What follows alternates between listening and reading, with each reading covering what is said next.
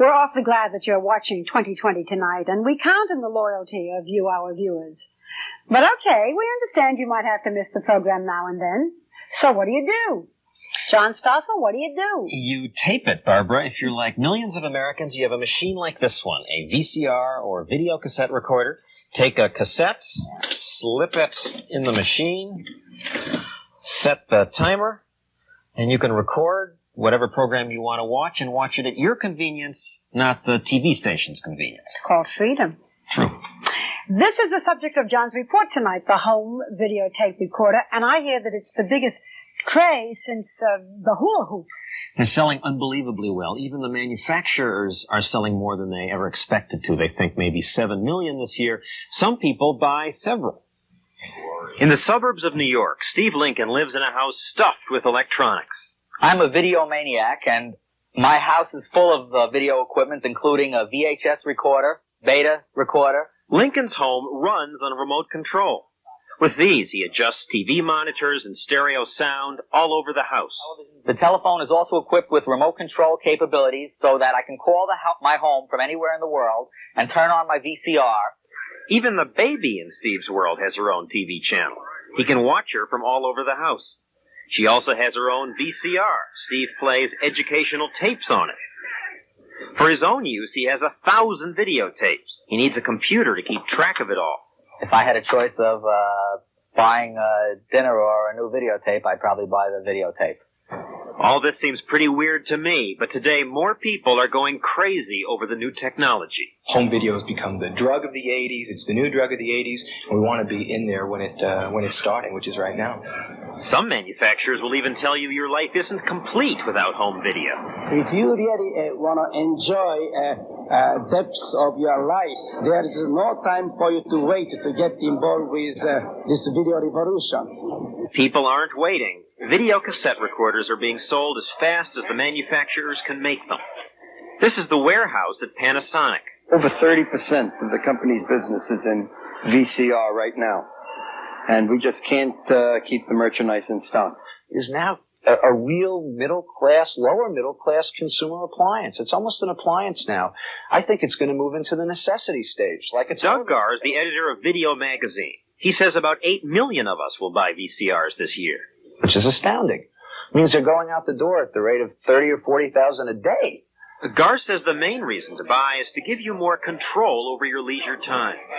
In the past, you had to be home at 9 o'clock on Wednesday night to watch Dynasty. Now you just slip a tape into the recorder, and you get back late when you're out bowling with your friends, and you come home, and you can watch it at 11 o'clock or 12 o'clock or the next day or any time if you want. So that's why most people buy them? I would say time shifting is the major reason. Yet some VCR owners never even bother with television programs. I use my VCR just for watching movies. To watch films, to rent films and watch them. You don't tape things and watch them? No. Video stores like this one are opening up all over. I've never seen a retail business grow so fast. Shelves that used to display televisions or candy or cigars now are filled with videotapes. This store offers some 4,000 different movies. Most of these places began by selling the movies, but at $75 a crack, that scared a lot of people away. Business really took off when they began renting them. At this store, they charge $8 for a 2-day rental. Many customers spend $55 on a video credit card, and then they get to rent for half price. At some stores, there have been price wars, and you can rent tapes for $1 a night. How often do you watch tapes? Well, I have to confess to certainly 4 or 5 movies a week. I come to rent movies for my son because in the morning, if I put on a good video movie for him, he'll let me sleep an hour later. It's a babysitter that you can't beat. So how much money do you spend a month to keep him babysat for? Oh, How much, Jay? We've got to do 15 movies a month, so we're talking maybe $60 a month.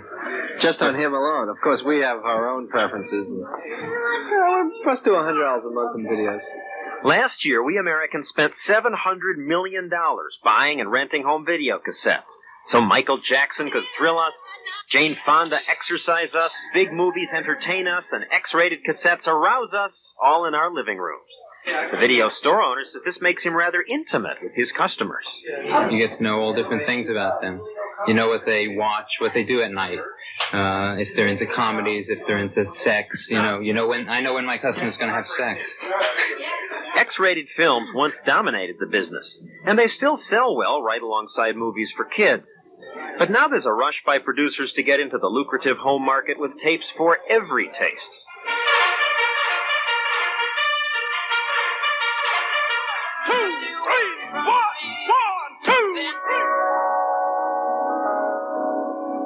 Hello. There are many advantages to becoming an efficient and gracious home bartender.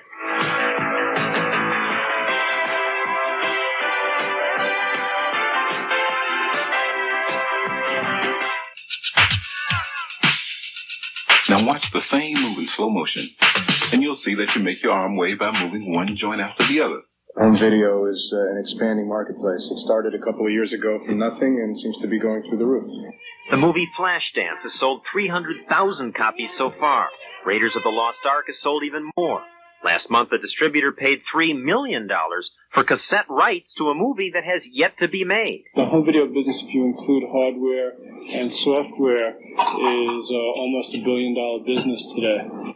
But one thing that's upsetting the movie industry is piracy. Piracy is when people buy a cassette and then make copies of it to give or sell to other people. That's why video cassettes carry an FBI warning. When we called the FBI, they told us they wouldn't be raiding your living room. They're going after organized copying operations like this one, where they use dozens of cassette recorders to make thousands of copies of movies. To recover what it's losing to piracy and get more money from the tape rental market, Hollywood has gone to Congress for help. When somebody uses what belongs to others without the owner's permission or compensating them, that is copyright infringement. It is basic to the whole copyright concept. The movie industry is pushing two bills. One would give the studios more control over and a bigger share of pre-recorded tape sales and rentals. The other would impose a royalty, in effect a tax, on every blank tape and VCR sold in America. Tape users oppose such laws, saying they'd raise prices and that they're unfair. Why should you have to pay an extra buck or two for that tape to Hollywood when they had nothing to do with that tape? Of course, piracy isn't an issue if you use your cassette recorder to make your own movies. You've got the whole world in your hand. Today's cassette recorders make making home movies easy. You just buy a camera and plug it into your tape machine. And the new cameras are incredibly small.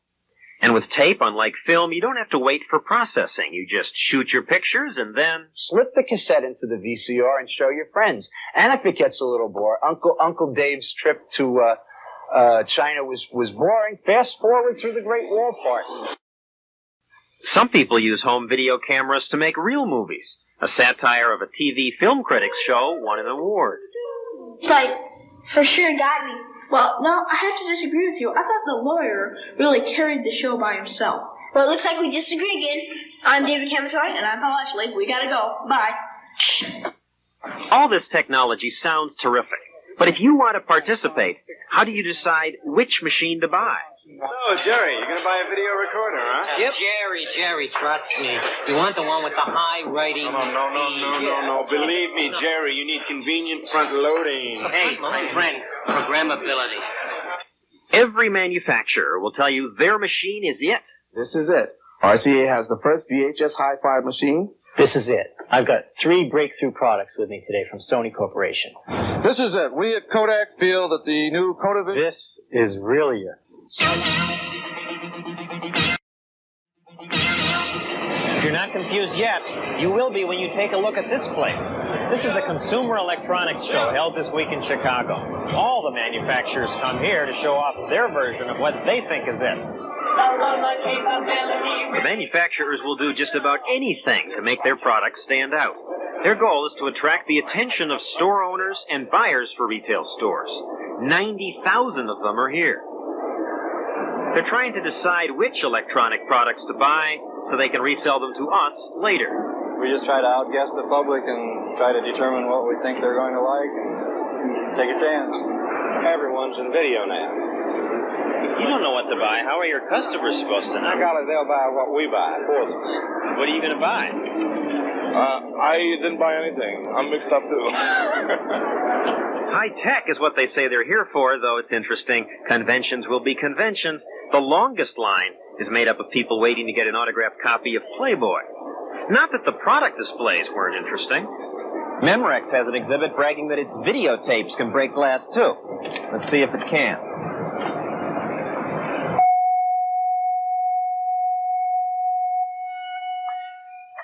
Works. Now, other companies' tapes would break glass, too, right? Sure, I believe they would.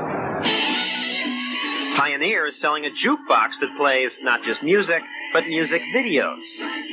And they're also selling a special lounge chair that pumps sound into you as you watch TV. Speakers are built into the chair. But the big seller is still the video cassette recorder. No cassette is inside. No cassette. This year they have a machine that talks to you, and a VCR that lets you set the machine to record programs up to a year in advance. Now, I don't know why anyone needs these things. Perhaps more appealing is the sound quality of the new machines. Hans Fontel is audio-video critic for the New York Times. Up to now, the sound portion on all VCRs has been pretty crummy. Until now. The hottest VCRs this fall will be hi-fi stereo machines. Be warned, stereo and hi-fi stereo are not the same thing. Stereo merely means that you differentiate between left and right, that you've got two channels. Now, both channels can be lousy. High fidelity means that you get clear, natural sound over the full range from the lowest bass to the uppermost highs. The new hi-fi machines have that. Also new this year, an 8mm format that lets you use a smaller cassette. Before 8mm, we had a choice between beta format or VHS format. It doesn't much matter which you buy. All will give you a good picture, but you should know that the machines are not compatible. That means they won't play tapes recorded on another type of machine. So if you're buying a VCR, it's a good idea to buy the same format your friends own. Then you can exchange tapes. Today, most Americans own VHS machines. And don't get hung up on brand names. There are 22 different brands, but all of them are made by just 7 Japanese companies, and much of the basic equipment is standardized. Now, if you're confused about which equipment to buy, some stores will solve the problem for you by selling you a video room. This one's at New York Video. It has all the state-of-the-art technology, including a 10-foot TV screen. It's all yours for $59.99. That's $59,990. Now, obviously, you can join the video revolution for a lot less. Today, you can buy perfectly good VCRs for $300. If you want to try one out first, many stores rent them for $10 a night. Renting is also a way to make sure you have the newest equipment because the technology keeps changing.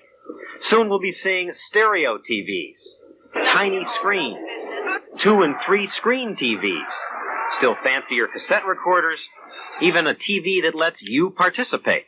A company called ACTV has come up with a system that lets you make some of the decisions a television director would normally make. For example, watching a music program like this one, if I want to change the shots, I can do it with this activator. If I want a tighter shot, I press a button. Press the button again if I want to see the backup singers or the band. I call the shot. But wait a second. Ultimately, can we control all this technology? Or will it make us more passive and change our society? Stuart Ewan teaches communications at Hunter College. We are talking about a society which over the past 50 or 60 years has increasingly defined life as something which took place in the home, increasingly sitting in front of electronic equipment. It kind of encourages a sort of political and social passivity, which I think is very dangerous to the lifeblood of democracy. I think when you have a society which generates a culture of passivity, the question of democracy really begins to be pushed further and further aside. John, on a practical nature, I wonder if some people buying videotape recorders have the problem that I have, which is that I own one, but it's so complicated, I don't know how to use it. They are complicated, and there's a lot of confusing information out. When we come back, I'll have some practical advice on how to get the best use out of the machines. Good. Maybe I'll learn something. We'll be right back.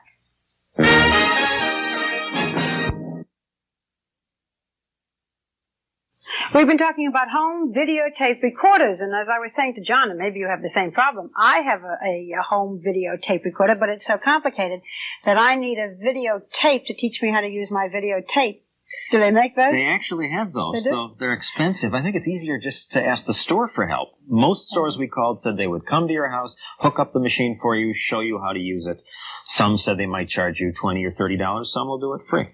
You don't make house calls. Not since I got steady work. But I do have some advice from the experts on buying and using these machines. Some of the advice may surprise you. First, list price is a joke. Don't pay list or suggested retail price. We called dozens of stores. The average prices were 20% below list. I'm sure they'd like to sell it to us for list price, but if you shop around at all, you can buy a $500 machine for about $400. Second, I've always assumed that if I wanted the best picture when taping something, I should buy brand new videotape, and that's what stores that sell this stuff have told me. In fact, the experts say that for complicated technical reasons, you may get a slightly better picture using tape you've used before. You don't need to buy new tape. Of course, after about 100 plays, the picture quality will get worse. Third, after time, your VCR picture will get snowy, like this. Probably means the video heads need cleaning. Video service centers will be happy to do that, but they'll charge you as much as $89 for it. But you don't need to spend all that money. For about $15, you can buy a special head cleaning cassette. Just insert it in the machine, press play, let it run for about 30 seconds, and that cleans the heads. You don't need to bring the machine into an expensive service center. The best pictures, by the way, are not on tape at all, but on laser discs, where the quality is unsurpassed. But you can't record on disc yet. Another tip, rewind your tapes after you use them and store them upright, like this, not lying down flat. Storing them upright keeps the edges of the tape from being damaged. And finally, when you buy new videotape, it's a good idea to fast forward it and then rewind it once before recording gets in the tape during shipping, and the slack can give you a bad picture. Does that help? Yeah. Very interesting. Very informative. I thank you. And if you don't mind just repeating all of that, we'll tape it. You should have taped it already.